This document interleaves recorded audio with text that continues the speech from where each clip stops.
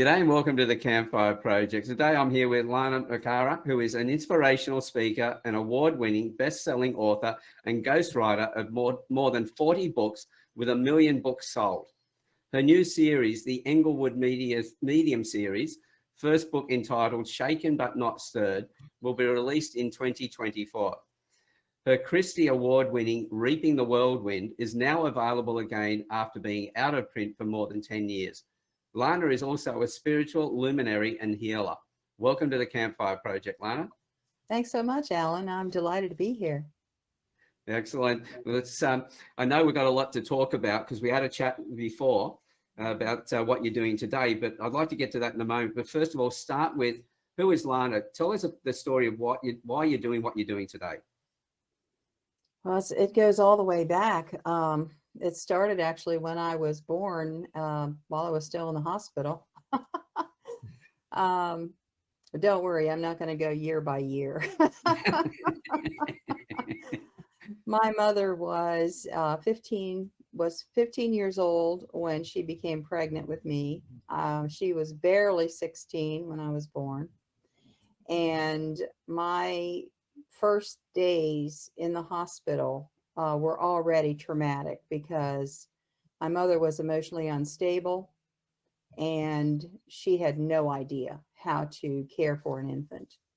So, that came back to me through hypnosis, because I am a hypnosis practitioner. And when I was going through the training, and of course you go through hypnosis yourself when you're doing the training, some of these memories came back to me, and I realized why I was so fearful. I had such a core fear about everything, and my life was unsafe from the very first day. So going forward, my mother was a psychotic narcissist. And what that means is that not only was she self-centered and, the world completely revolved around her, but she was malicious, and she got a high off of destroying people. So this destructive person was my mother, and I was the oldest child, and she targeted me. I took the brunt of a lot of her anger, and a lot of stuff went on there because I was there. I was the first one. And then, as we had 5 in the family. I was the oldest of 5, and as the other children came along, I became the caregiver and the protector of my younger siblings, and I stood between them and her as much as I possibly could, try to protect them.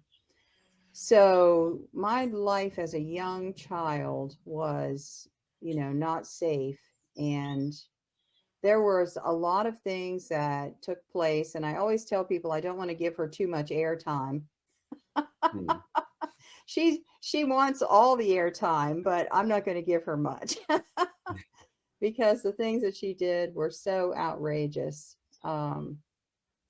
She put me in harm's way and brought a known pedophile into the house. It was her great uncle. It was an elderly relative. And by the way, my parents were both Amish. They were both Amish when they were children, but both families had left the Amish before I was born. So I was never Amish, but the Amish influence was very, very, very strong in the family. We always, cook from scratch. I learned how to sew when I was 12 years old, and, children, caregiving, cleaning, all that stuff. And it fell to me as the oldest child, and my mother went out to work, later on. So my mother put me in harm's way, not once, but many times. She brought this elderly relative into the house to help her babysit because she was working. And at the time I was 6 years old. I was caregiving, but I was too young to leave, as a babysitter. She put me to work when I was 6. I was standing on a chair to wash dishes because it was before people had dishwashers. I was changing diapers with pins, cloth diapers with pins. and I was, sweeping and doing all those things. And I was small for my age. I was about the size of probably a 4-year-old today. I saw myself on a family video that someone had taken at a family reunion. And when I saw how small I was at the age of 6, I cried to think that she had put me to work at that age. And, I have 7 children myself, and I'm a mother. And looking back at that video and seeing how I was as a child and how I was treated, it was really traumatic for me to think of that as a mother now. And so at that age, she put me in harm's way by bringing this elderly relative into the house. He was disabled, and he had crutches. He walked on crutches. And so his job was to sit with the children. And if something happened, he couldn't run, to get them, but he could use the telephone and call for help or something. But he was a known pedophile. And I did not realize that he was known in the family for that until I was an adult. I was just a little kid at the time, but it was well known. And so my job, while my mother was at work, was to put him in the tub, and he was sitting in a chair in the bathtub, and my job was to bathe him. Well, it doesn't take much imagination to realize what was happening. That was a hidden memory that I had. And when I would get in the shower, I would have these memory flashes. But then I would get out of the shower and I'd forget it. It wouldn't come back to me until later, when I was in therapy, later on way later in my life, that all these things began to bubble to the surface. And I started to realize why I had so much anxiety, why I had all of this stuff, turmoil, inside of me, which I managed. And I was always managing myself, which I don't have to do anymore. So grateful for that. So that was the situation, that I grew up in. And then when I was 13, my parents split up. And my father left us, and he never came back. I didn't have a relationship with my dad for 30 years. I saw him a handful of times in that period. He would be driving by on his way to somewhere else, and he would stop in for an hour or something. And I can remember so well, my oldest son was 10 or 12 years old. And my father came and stopped in, and my son came into the kitchen and said to me, "Who is that man? Who is he?" And I said to him, "Son, that is your grandfather. That is my father." And it hurt me that my children did not know him. And my oldest son was that age and didn't even know who he was. So yeah, my father just left, and I didn't really understand about my father at the, as a 13-year-old. I loved him dearly. He was a stabilizing influence in the family. He was fairly calm. He did get angry sometimes, but not very often. My mother was absolutely off the charts, angry constantly, slamming doors, screaming, just out of control. And so, life wasn't safe with her around, but with Dad around, things were better. And then he left. And later on, when, circled back and I was in my 50s, and I was able to get to know my father a little bit, because he was around a little more, I realized that he was so self-absorbed. He couldn't even hold a conversation. I won the Christy Award in 2001. If I would have called him up and said, "Hey, Dad, I won the Christy Award, national award. It's like the Oscar of novel writing," he would have interrupted me and told me something that he did that was better than anything I had ever done. And so that was his version of narcissism. It wasn't about forcing people and bending them to his will. It was more about, I'm the big shot here. Don't tell me about your life, because I don't want to hear it. And I took that as, oh, well, that's the way he is. My brothers, on the other hand, were very wounded because he couldn't care less about their lives, their accomplishments, or anything about them. And he did not know the names of his own grandchildren. He didn't even know which ones were mine and which ones were my sister's. So, to talk about self-absorbed, I mean, that was pretty much off the chart as far as I can tell. Now that I have grandchildren of my own, I absolutely know them. I know their birthdays. I know all about them. So that was my dad. He just disappeared. My mother then remarried immediately. My dad had been out of the house, I think, 2 weeks when the next man moved in, and they weren't divorced for 6 months. And as soon as the divorce was final, my mom went out and married this guy, another pedophile, and very violent criminal type of character who had been in the mental hospital several times for violence. And I think my mother was his 4th wife. She told us that she didn't know anything about his background, when she brought him in the house with all of us innocent children. I was 13. My baby sister was 5 years old. And I had another sister that was 7 at the time, I think. And then 2 brothers. So it was a reign of terror. And from the time I was 13 until I was 16, my family was always on high alert for protection. He beat the children. He beat my mother. He never beat me. And I never was able to figure out why he didn't beat me when he beat everybody else so mercilessly. Even my mother. I don't know why.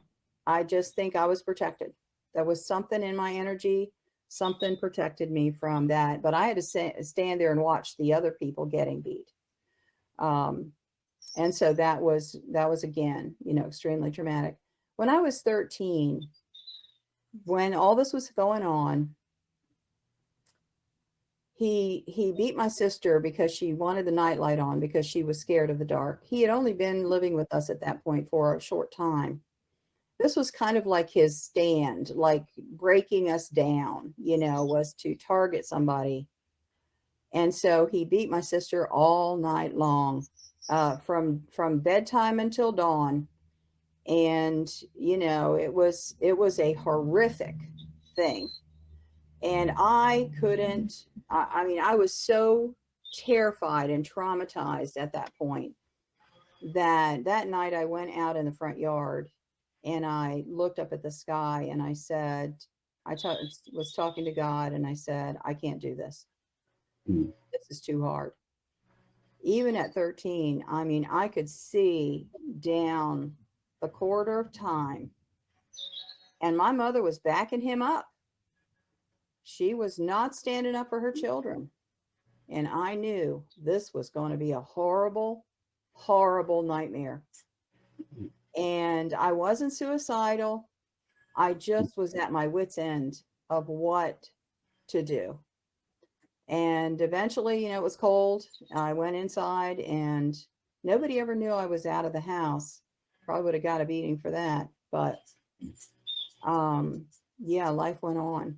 And so from the time I was 13 until I was 16, we lived in terror of him.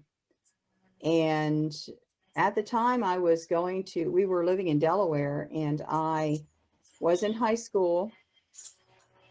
And shortly after my senior year, my final year of high school, I was maybe 6-7 months from graduation. They told me that they were moving out of state.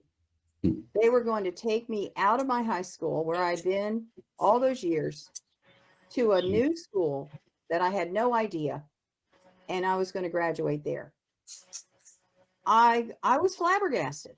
I mean, how could I move in the middle of my senior year? I had everything set up. I was in college prep. I was applying to colleges at the time. I had a college I had in mind. I was waiting to hear, and they're going to move.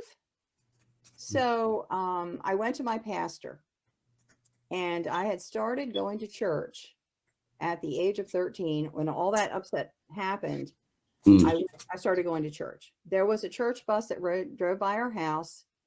And so I would get up on Sunday morning, I would dress all my siblings, and we would all go to church. Now, the reason I did that was for some stability. Something inside of me said, it's Yeah. safe at church. There are good people there. They help others. And so from 13 to 16, when I got that news, I'd been going to church. And I went to my pastor and I said, you know, they're going to move and I don't know what to do. I've got my college, you know, to think about. And he said to me, is there some place you could stay? Do you have anybody that would take you in? I said, oh yeah, my grandparents. My grandparents would definitely take me in, her parents. And he said, well, you talk to your grandparents and then you come and tell me and I will talk to your mother. And he did. He came to the house. He made an appointment, came to the house, talked to my mother, and she agreed to let me stay with my grandparents and graduate. So that's what I did. And what a relief to be out of the house. But all my siblings were still back there. All my siblings were still in hell, and I couldn't do anything. I knew I had to finish my schooling. I had to. It was a part of my future. And so then, you know, I had to try to deal with them the best I could. And I would go back on the weekends and I would be there on the weekends. And so then as soon as I'd come in the door, they were all on me. They did this, they did that, you know, he did this, he did that. And all of this, it was horrible. I was 16 years old. I turned 17 in the middle of that year because my birthday was in December. So I was younger than most people. I graduated when I was 17 and a half from high school instead of 18. So yeah, I got through that.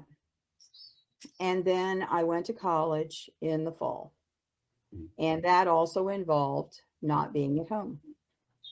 So when I got to college, I met my husband the first day of college. It was a small Christian college. The student body was maybe 100 or 150 people. I didn't stay there. I only stayed there 2 years, and then I transferred to a larger school. But I got a free ride because my grades were good, and I got a free ride for that year. That's why I chose the school that gave me a free ride. I didn't have any money. And my parents sure weren't going to support anything. So yeah, I was working a job to support myself and going to this small school. And I met my husband on the first day. So fast forward through college, you know, all that was still going on with my siblings and everything. One of my brothers went in the military and so forth. But I got married to my husband, my ex-husband, during Christmas break of our senior year last year. So we got married at Christmas break. And so I knew him from beginning of freshman year to the middle of senior year. We were never together off campus. In the summers, he was traveling with a promotion group from the college. He was a singer, and they would have this group going around promoting the school, and they would sing and do the, you know, talks and stuff. And so he was on the road all summer, every summer. I never saw him in the summer. So we really, although we knew each other almost 4 years, I didn't really know him away from college. And at college, he was very respected. But even now, looking back, I realize how distant he was even then. You know, that's really not the way people act when they're madly in love and about to get married. He would say things to me like, I can only have a date once every 2 weeks. Too busy. That's different. Yeah. And because I was from such a dysfunctional family, I didn't really know how Mm. awful that was. Mm. He took me home to meet his family, and they loved me. His mother loved me, and I really got along well with his family. And his family to me was amazing. You know, the old sitcom Leave It to Beaver, where the Cleavers were so perfect and they ate, Yeah. you know, dinner with silverware and china every night. That was his family. You know, she had a tablecloth and placemats. And my mother was slinging pots on the table. Complete difference. We didn't have any manners in that house at all. One time my younger brother got up and walked on the table all the way down to get something that he wanted, and walked back and sat in his chair, and nobody said anything. So when I got into his family and I saw the way they lived, I was like, wow, you know, to me, that was just like amazing. I had such an opportunity to be part of something like that that was stable. And, you know, my ex-husband looked so good. He was always polished and always said the right thing, and super polite, and knew how to conduct himself, you know, in public settings and so forth. And he was in training to be a pastor. Yeah. So to me, that was really, that was, you know, like perfect, because if he's a pastor, you know, then I'm going to be safe. Mm. I'm going to be safe because the pastor is right there in the house. So we got married. I was 21 years old. I was just a month after my 21st birthday. We got married, and I did not finish school. I had one semester left, and I did not complete that last semester. There was no money, and I got pregnant. And I was sick. And between not having any money and being sick, I did not finish.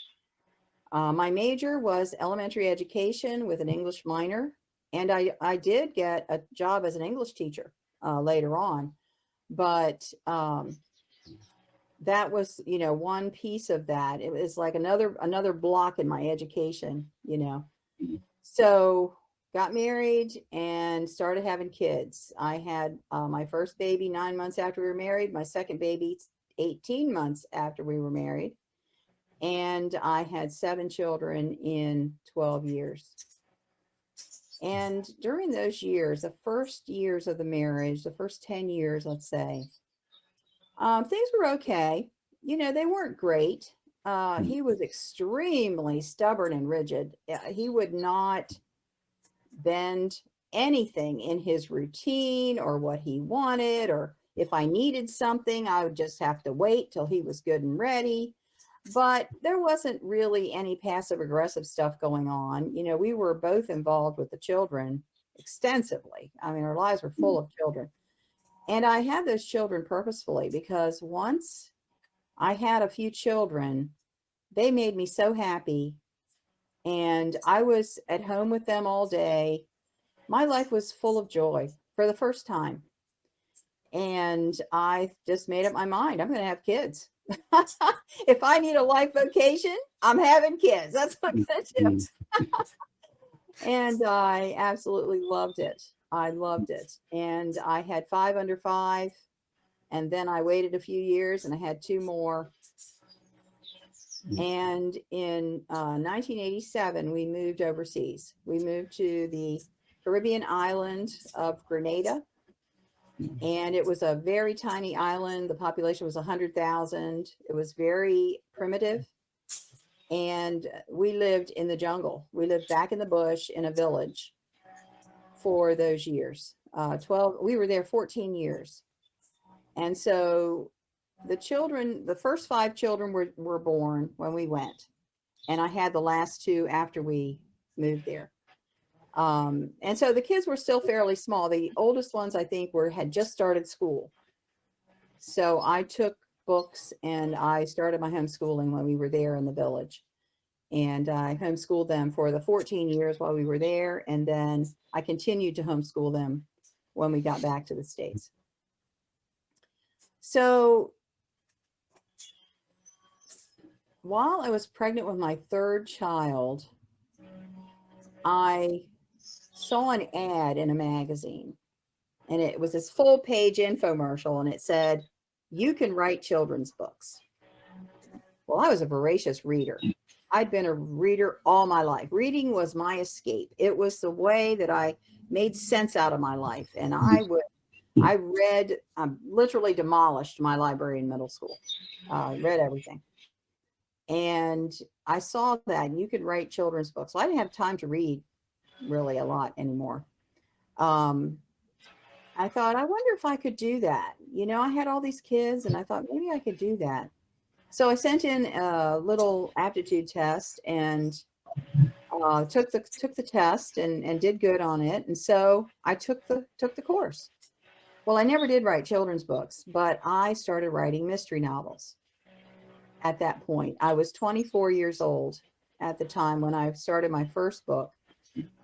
And I finished that course. I had a good idea, but I couldn't get published. I would submit to publishers. I would get rejections, go back, tear it apart, learn some more, and try it again. And I did that 5 times over the next 14 years.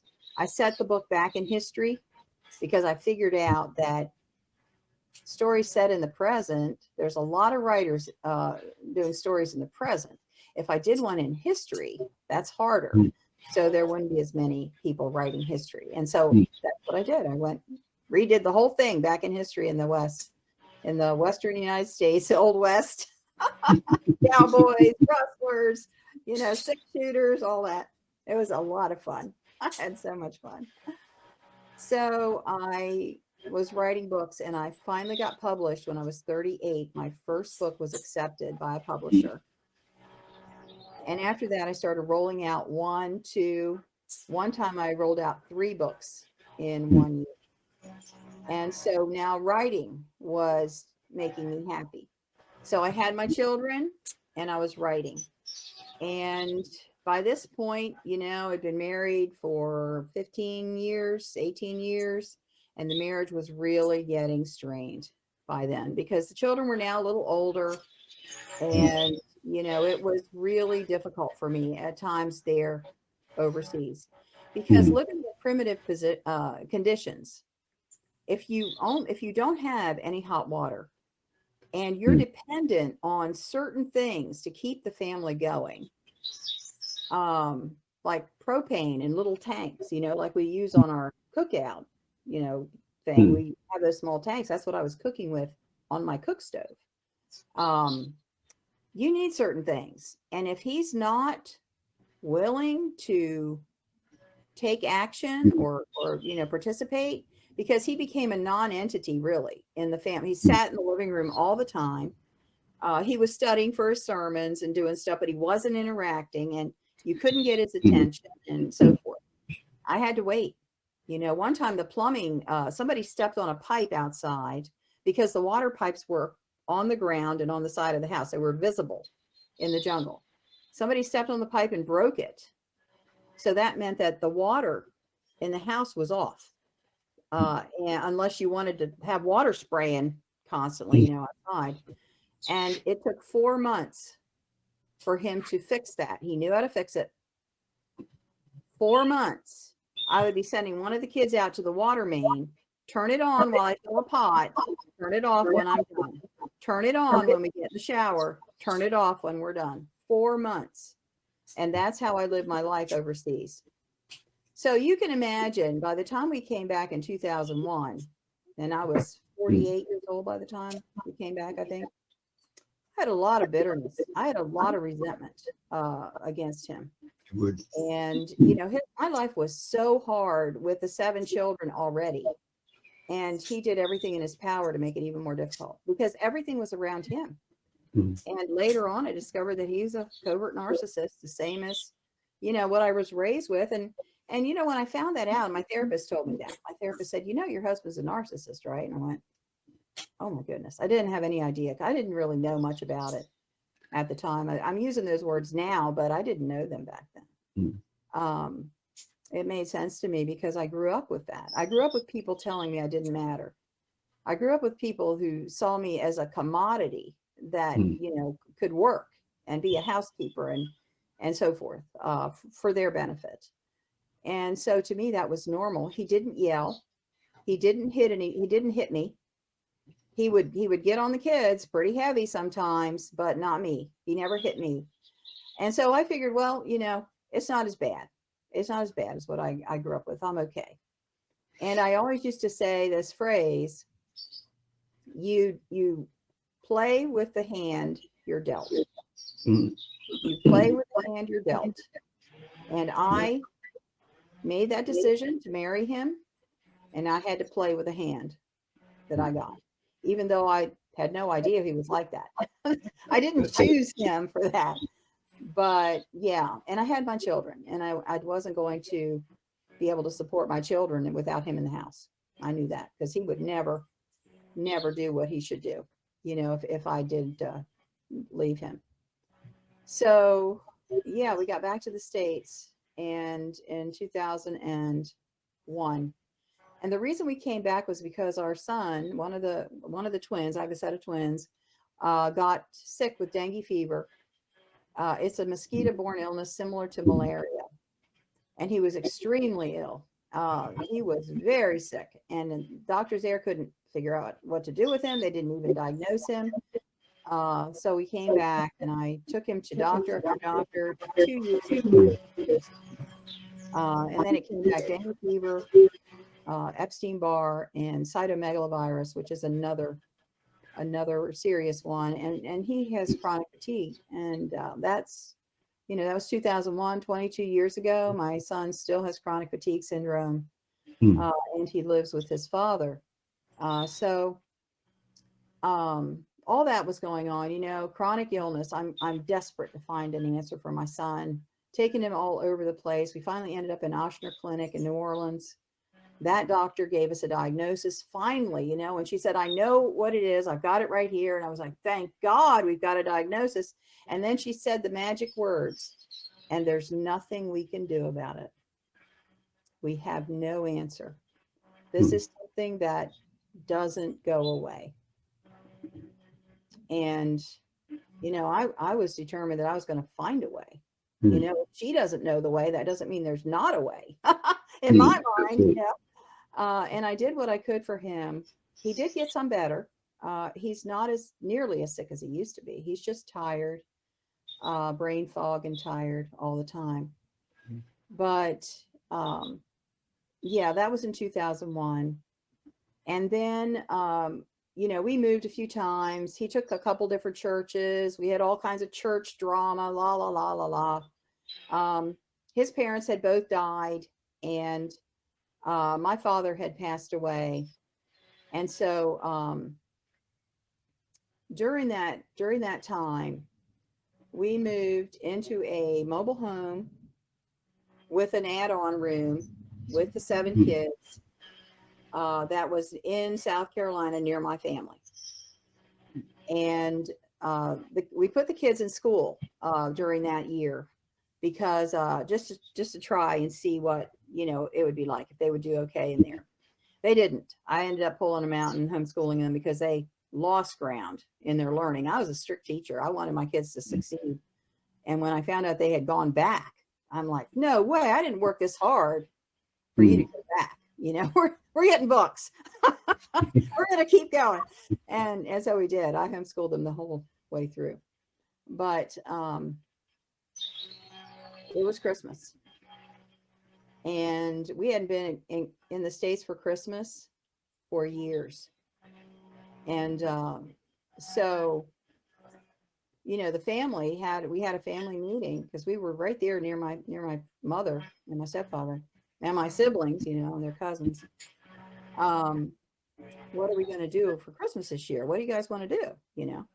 And everybody agreed, we want to stay home Christmas Day. My mother always had a Christmas meal, and it was everybody better be there kind of a deal. And we said, no, we're not going. We're going to stay home and be a family. We're going to have Christmas here. We had access to all the stuff we never got to have. We lived in the jungle. We didn't have these things that we could have in the States. And the kids were so excited. We had a real Christmas tree and all the stuff, you know, they were just ecstatic. And so I said, okay, we're not going to go. So I told my mother, we'll come Christmas Eve and, you know, spend some time with you and all that. But we need to be a family on Christmas Day. Now, to me, that was reasonable. To her, it was a battle cry. And so about a month after Christmas, my brother came over and he said to me, you need to watch your family. I'm like, what are you talking about? He said, Mom, my stepfather, they're after you. They're talking about taking action against you. And I'm like, why? Well, they just got this bee in their bonnet, you know, and they're talking about you. They're saying how you aren't taking care of the children and all this stuff. And I'm like, nah, I don't believe it. I mean, who would do that? Who would do that? I couldn't accept it. And he said, well, you know, just be careful because I'm worried. I'm worried about it. And he took a risk coming to tell me that because she could have turned on him, you know, and it was serious business. She's a malignant narcissist, remember? She loved destroying people and her children were prime targets. She had no mercy on us because we were relatives. In February, we were out traveling. He was preaching. We were preaching, going around. He was doing the preaching and so forth. And my kids picked up chicken pox. They hadn't been exposed to chicken pox until then. And I had a house full of kids with chicken pox. So, you know, we had 7 kids with chicken pox. Now, they didn't all break out at once. You know, there were like 4 of them that were broke out. There were 3 that weren't. I called the school and I said, what do you want us to do? You know, I've got 7 kids with chicken pox, 5 are in school. They said, absolutely. Thank you for calling. Do not send them to school. Just keep them home until you're clear and we'll send work home, do whatever, but no, don't bring them to school. So the ones that weren't sick were outside at some point in the day. Of course, you know, they're going stir crazy. And I'm like, yeah, go out for an hour, throw a ball, do something, you know. And a couple days later, I get a knock on the door. And these 2 people are outside, a man and a woman. And they said, we've got a report. You know, I'm a truth officer from the school system. And this is a social worker. And we got a report that your children are not in school. I said, well, they're enrolled in school, but they had chicken pox. You want to come in? They said, yeah, we'll come in. They came in, they sat on the couch, kids started coming out, all full of chicken pox. They talked for a little bit. They were very nice. I gave them the information about the school. They called the school, verified, everything was fine. They left. And when they left, I had a meltdown. Yeah, you would. My husband wasn't there.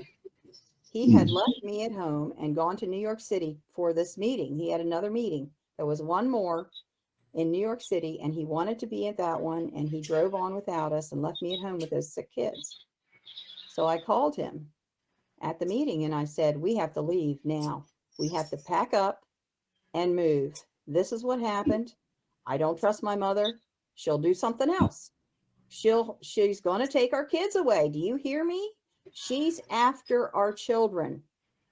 He would not listen to me. He said, I'll be home when the meeting's over, which was going to be like the weekend, like 3-4 days away.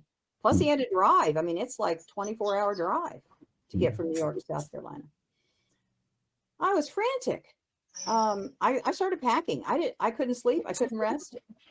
And I called our pastor and I told him what happened. And the pastor said, you give me his address, the phone number, because we didn't have cell phones yet. Give me the phone number of the church. I'm going to call him.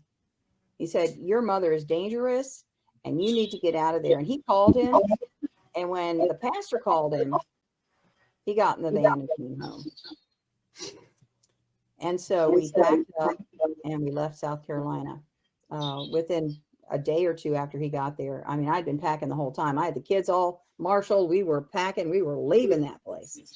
I was so traumatized. It took me years to get over the trauma that I felt that my children were in danger from my mother. Unbelievable that that could even happen, as bad as she was. So yeah, that was another, point with her, a thing of trauma that lasted for a long time. And the fact that she hurt my children, because the older ones knew what had happened and that what she had done. And, some of them to this day have that, in their mind, in their heart. Would be. Yeah. So I left my husband in 2009, finally, and I started my life over at the age of 52. So, at that point, I had written 28 books. One of my books, Reaping the Whirlwind, became an award-winning, national award-winning book. And I had sold about 500,000 copies at that point. And so when I left my marriage, my youngest son was 18. There were no kids, left.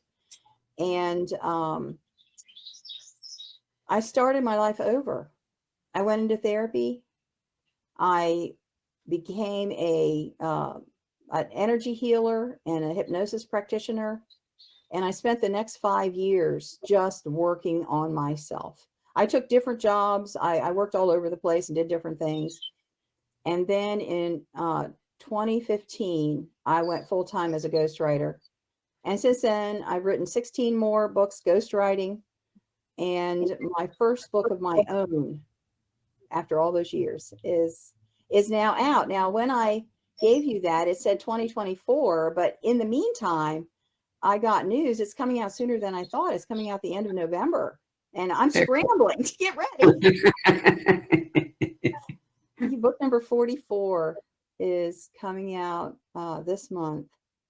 And my books have now gone to more than 1 million. Yeah. So notice that when I tell my story and the hardship, I'm fine. But when I talk about the blessings, that's what breaks me down, because I feel like my life has been restored. I'm living on my own terms. My job is something I adore. I love. I would do this without getting paid. I love it so much. I get to work with wonderful people and help their books come into print and bring my experience and my expertise to them so they can be successful. And I screen my clients. I only work with people that, I believe in and I'm solidly behind. And I also have a fiction course where I'm teaching people how to write fiction from their life experiences. And just, it's like a ripple effect of blessing upon blessing. And so, yes, I went through a lot, but I'm in the good place now where clearing the energy, bringing my heart into peace, releasing all that anxiety and knowing that I'm great, I'm fine, I'm better than great. It just lights me up, and I'm looking forward. And yes, I'm in my 60s, but I'm holding on for 30 good years from here on out. And I'm just so thankful. And so thank you, Alan, for allowing me to tell my story. Such a blessing to me to be able to experience it as I speak it. So thank you. And so, as you notice, I don't ask questions when people are talking, because it's letting that flow come through and watching them and see the changes as they're picking up and the revelations and things. As you said, when we look back, you've been through a fair bit and you look back at the things you've been through, you realize that's made you who you are today. If you're happy with who you are today, then, it doesn't really impact on us. But when we start looking at some of the blessings and some of the things, the way that people now react around us, it brings tears to my eyes as well. And I think that's the good thing, is that the tough times no longer hold us down, but now it's just appreciating to a degree where it's, the emotions are quite often over just so much when we look at the blessings and everything else and realize that, life was worth living all the way through. Yes, it is. It absolutely is. And I've stopped looking at trouble, at problems and blessings. I've stopped seeing it that way. I see a blessing in every problem and a Mm. problem in every blessing. And they are just flip sides of the same coin, learning experiences, Mm. enriching us, and giving us compassion for people where they are. And that is really, I believe, why we're on the planet. We're here to have compassion for each other, to lift each other up. And without those experiences, we couldn't connect the way we Mm. do. That's it. So we've got somebody who's talking, and that we're listening to understand. We're not listening to respond to them. And that's why getting that understanding and everything else, it brings us, as I said, two sides to everything. We realize that everything's in our control, because we then have choice of how we're going to respond to this. I can see the upside of it. I can see the downside of it. Which one am I going to focus on? Yes. And it comes back to our own personal decisions. But, we've got to get, when you're right in the middle of stuff, it's hard to see that, because all we see is the problem stuff. We don't get to see the good stuff, but it's always there. And it's just getting to that place where we can start to notice it. Because I know there would have been some massive, thoughts that would have gone through your mind when you first left home the first time, the relief of being away from it, but also the feelings you had about your siblings being stuck in that environment. Yeah. And it's, there's would have been a certain amount of guilt that goes with that as well. That I'm Yes. away, but now they're stuck with that, and I can't do it. I'm not doing anything about it, but really you couldn't do anything about it. I couldn't even when I was there.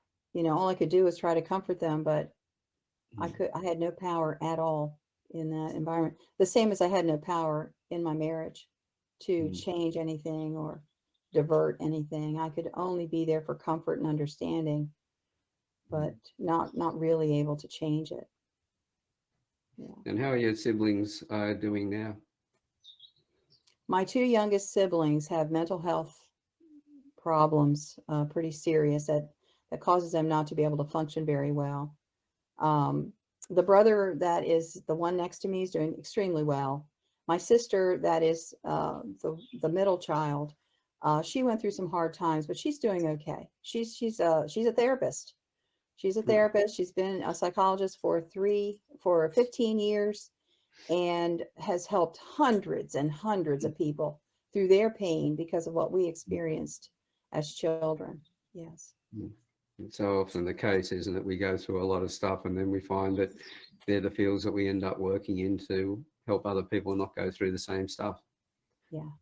And that, as you said, is where the compassion for others comes in.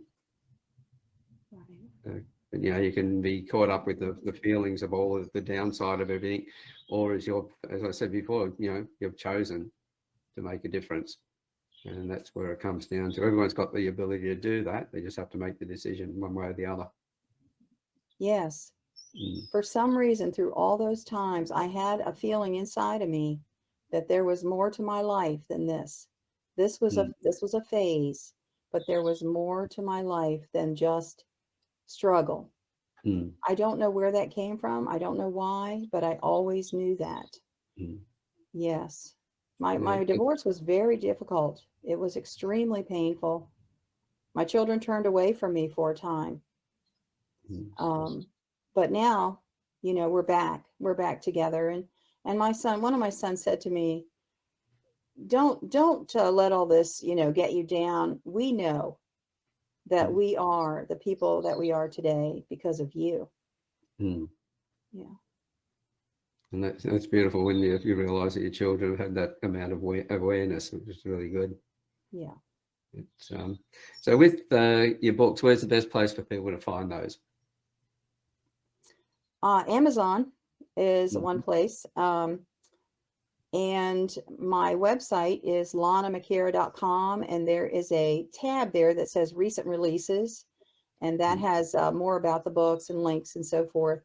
Most of my books are written under the name Rosie Dow, Dow, because that was my name when I was married. I changed my name after the divorce, and so Lana McAra is Lana 2.0.